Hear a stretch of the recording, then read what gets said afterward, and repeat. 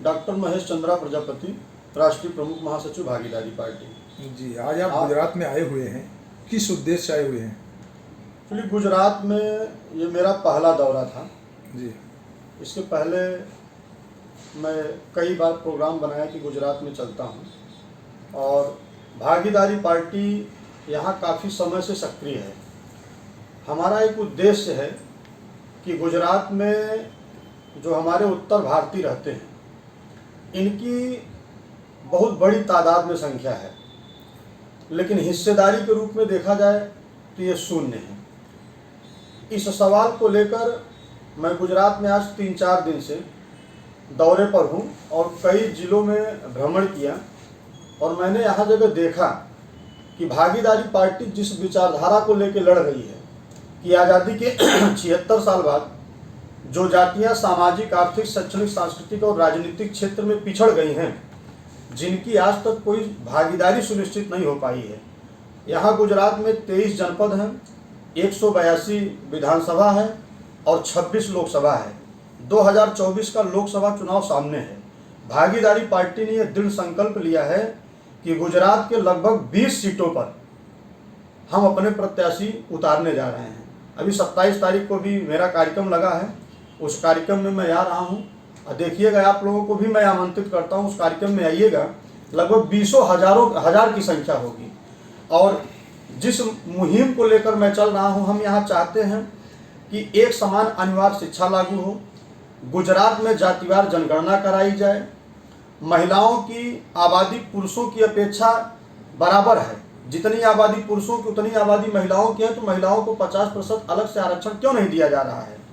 और उसके साथ साथ इस प्रदेश में जो जाति जुल्म, अत्याचार, उत्पीड़न, लूट, हत्या, बलात्कार बढ़ा हुआ है भाजपा की सरकार में, इस पर कोई नेता बोलने को तैयार नहीं है। विपक्ष की स्थिति आप लोग देख रहे हैं, नदारद है, और महंगाई तो पूछा ही न जाए, महंगाई चरम उत्कर्ष पर है। तो इन तमाम सवालों को लेकर भागीदारी पार्टी 2024 लोकसभा चुनाव के मैदान में है। सर, एक सवाल ये है कि आप अभी बोले गुजरात राज्य में मुझे 20 प्रत्याशी उतारना है, इसके पहले आपकी पार्टी कहाँ पे चल रही है?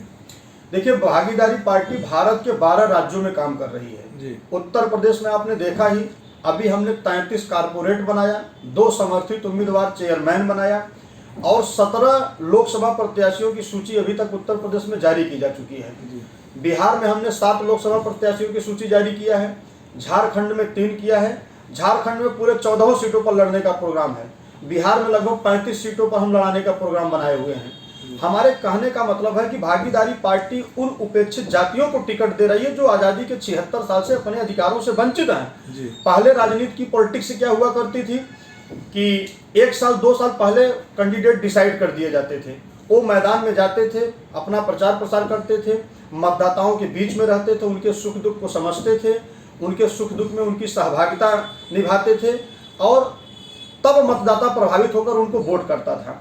लेकिन इस समय की जो वर्तमान की पॉलिटिक्स चल रही है, जो भी क्षेत्रीय राष्ट्रीय पार्टियां हैं, जब नॉमिनेशन का 3 दिन रह जाता है तो कैंडिडेट डिसाइड करते हैं। अब बताइए, जब 3 दिन रह गया, कैंडिडेट डिसाइड करेंगे तो कब क्षेत्र में जाएगा, कब कार्यक्रम करेगा, कब मतदाताओं के बीच में जाएगा, तो कैसे प्रभावित कर पाएगा। लेकिन भागीदारी इसलिए कैंडिडेट पहले डिसाइड कर रहा है ताकि लोग हमारे काम करें, हमारा संगठन मजबूत हो, हम बूथ स्तर पर अधिक से अधिक मजबूती अपनी दिखा सकें। इस सवाल को लेकर भागीदारी पार्टी कार्यकर्ताओं के बीच में निरंतर रहती है। और बड़ी बात यह है कि देखो, हम चौपाल लगाते हैं गाँव में। उत्तर प्रदेश जब मैं भाजपा सरकार में था तब भी मैं गांव में चौपाल लगाता था, आज सरकार से बाहर हूं तब भी गांव में चौपाल लगाता हूं।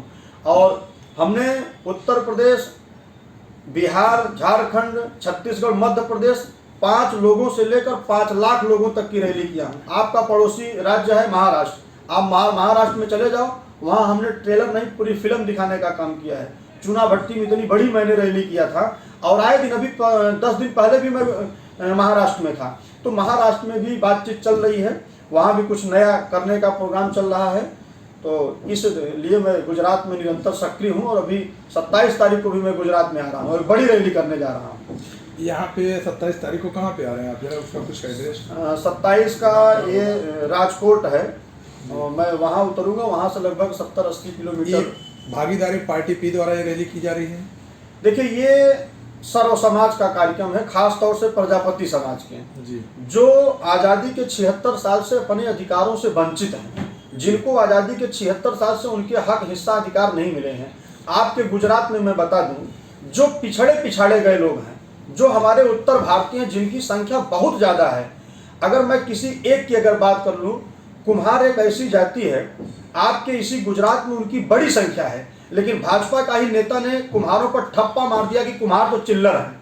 अभी आपने देखा 22 का चुनाव हुआ, 182 विधानसभा आपके यहाँ है, ऐसी कोई विधानसभा नहीं है जिस पर 10,000 वोट कुम्हारों की न हो। 10,000, 12,000, 18,000, 20,000, 22,000, 70,000, 90,000 तक वोट अकेले कुम्हारों की है, लेकिन एक भी टिकट न तो भाजपा ने दिया, न तो कांग्रेस ने दिया, और आम आदमी पार्टी ने भी नहीं दिया। एक टिकट आम आदमी पार्टी ने दिया था, एक टिकट कांग्रेस ने दिया था। आप बताओ, इतनी बड़ी आबादी होने के बाद क्या केवल एक टिकट का हिस्सेदारी की रखने का काम करता है यह समाज? इसी तरीके से मुसहर, नट, कुंजड़ा, खटीक, डोम, पासी, जो दहिकार, तमाम उपेक्षित जातियां हैं जो अपने अधिकारों से वंचित हैं। जैसे यहाँ सबसे ज्यादा परेशान श्रमिक वर्ग है। हमारे उत्तर भारतीय यहाँ किस लिए आते हैं? रोजगार की तलाश में आते हैं कि हम 2 पैसा कमाएंगे तो अपने परिवार का भरण पोषण करेंगे।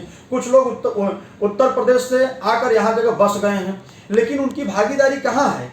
उनकी भागीदारी सरकारी सेवाओं में, शैक्षणिक, किसी भी क्षेत्र में देख दिया जाए तो शून्य के बराबर है। क्या उत्तर भारतीयों के बच्चे अच्छे क्रिकेटर नहीं हैं, अच्छे खिलाड़ी नहीं हैं, लेकिन उनकी कोई भागीदारी नहीं है? क्या अच्छे सिंगर नहीं है, लेकिन उनकी कोई भागीदारी नहीं है? हम लोग केवल वोट देने की मशीन है।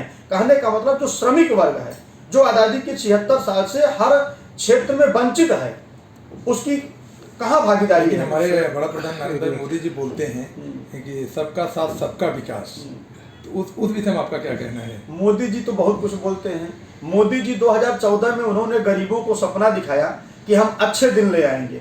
भाई, इसके पूर्ववर्ती जब बुरे दिन वाली सरकार थी तो सरसों का तेल 50 रुपया लीटर मिलता था। अब तो अच्छे दिन आ गए ना, मोदी जी की सरकार आ गई तो अच्छे दिन आ गए, तो सरसों का तेल बढ़कर 200 रुपया लीटर हो गया।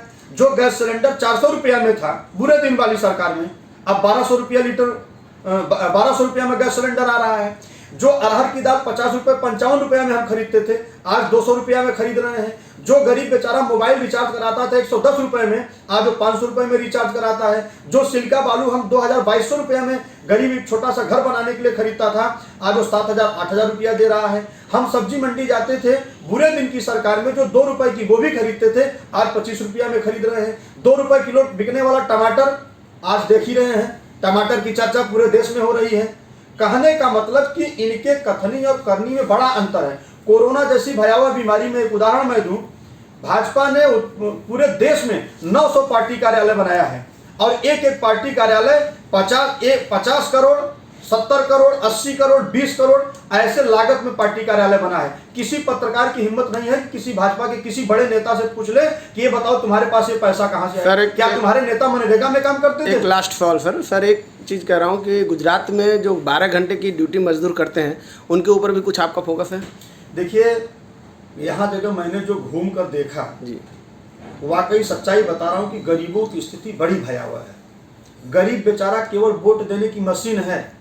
चुनाव आ जाए, वोट दे दो, हिस्सेदारी मत मांगो। अगर आपने हिस्सेदारी मांग लिया तो जो जान लीजिए कि आपने बहुत बड़ा गुनाह कर दिया। यहाँ श्रमिकों के ऊपर जिस तरीके से उत्पीड़न होता है, हमने किसी भी प्रदेश में नहीं देखा है। आप बताओ, वो काम करा लिया जाता है, उनकी सैलरी नहीं दी जाती है। यहाँ जो बड़े पैमाने पर ठेकेदार हैं वो भी काम करा लेते हैं, नहीं देते हैं सैलरी उनकी।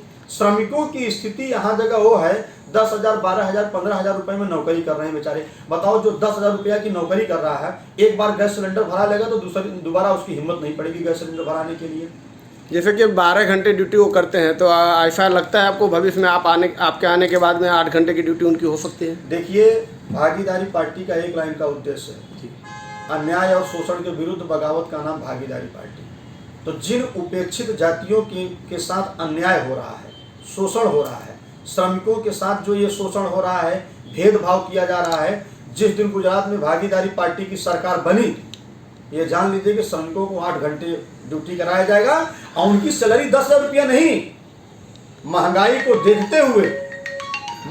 देखते हुए उनकी सैलरी निर्धारित की जाएगी। एक आखिरी सवाल, आप उत्तर भारतीयों के लिए कुछ संदेश देना चाहते हैं? हम तो भाई देखो, उत्तर भारतीयों के लिए यही कहेंगे कि सब लोग एकजुट हो जाओ। भाजपा कहती है कि मैं जाति की राजनीति नहीं करता हूं। अब पूरे देश में सबसे ज्यादा कोई अगर जाति की राजनीति करता है तो उस पार्टी का नाम है बीजेपी, भारतीय जनता पार्टी। लेकिन भागीदारी पार्टी सर्व समाज की बात करता है, जो उपेक्षित हैं, जो हमारे उत्तर भारतीय बहुत बड़ी आबादी यहाँ जगह है। केवल अगर उत्तर भारतीय एकजुट हो जाए यहाँ गुजरात में, मैं आपको विश्वास दिलाता हूं कि गुजरात में शासन उत्तर भारतीय करेंगे। धन्यवाद।